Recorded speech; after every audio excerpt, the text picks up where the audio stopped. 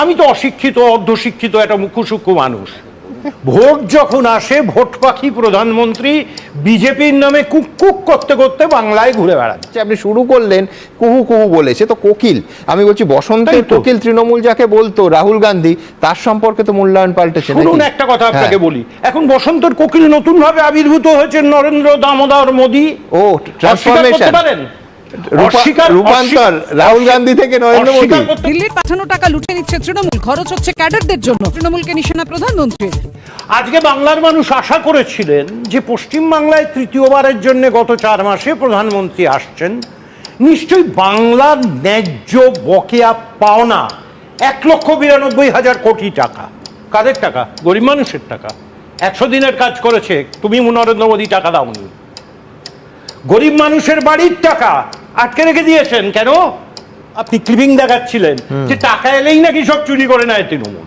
আসলে টাকাটা ইচ্ছে করে রাজনৈতিক উদ্দেশ্যে ইকোনমিক ব্লকেট করার জন্য, অর্থনৈতিক অবরোধ করার জন্য আটকে রাখছেন। কিন্তু রাজ্য সরকারই তো একাধিকবার আপনারাই মেনে নিয়েছেন যে 100 দিনের কাজে দুর্নীতি হয়েছে। আপনারাই তো বলেছেন যে 100 দিনের কাজে দুর্নীতি হয়েছে। দেখুন সুমন বাবু, লক্ষ লক্ষ মানুষের টাকায় কিছু পার্সেন্ট দুর্নীতি হতে পারে, সেটা ব্যবস্থা হবে। একটা কথা দাদা বোয়াদাক্ষণি বলছিলেন যে প্রচুর টাকা নাকি পাওনা টাওনা আছে, সেটা দিয়ে আমার মনে পড়লো সুমনদা, আপনার কাছে আমি বেশ কয়েক কোটি টাকা পাই, আপনি কবে দেবেন আমাকে? আপনি যদি বলি আজকে আপনার কাছে কয়েক কোটি টাকা পাই, আপনি ফার্স্ট প্রশ্ন করবেন আমাকে হিসাব দাও, রাইট? আমি যদি বলি সুমনদা আপনার কাছে আমি টাকা পাই, আপনি বলবেন হিসাব দাও। সেম হচ্ছে হিসাব দাও। যদি 1.82 লাখ crore যেটা হিসাব বুয়াদা বললো কোত্থেকে হিসাব আসলো আমি জানি না, তার হিসাব দিক।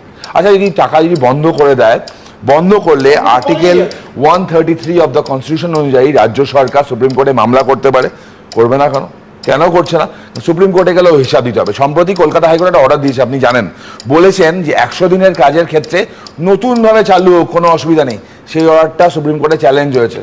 পরিষ্কার কেন্দ্র সরকার বলেছে আগের হিসাব না দিলে সাবসিকুয়েন্ট গ্রান্ট রিলিজ করা যাবে না অ্যাজ পার অ্যাক্ট। একটা প্রশ্নের উত্তর দিতে পারবেন আমায়? আমি তো অশিক্ষিত অর্ধশিক্ষিত একটা মুখ্যসূক্ষ্ম মানুষ। বিশ্বগুরু উপাধিটা কোন বিশ্ববিদ্যালয় থেকে দেওয়া হয়? এই উত্তরটা আমায় দেবেন।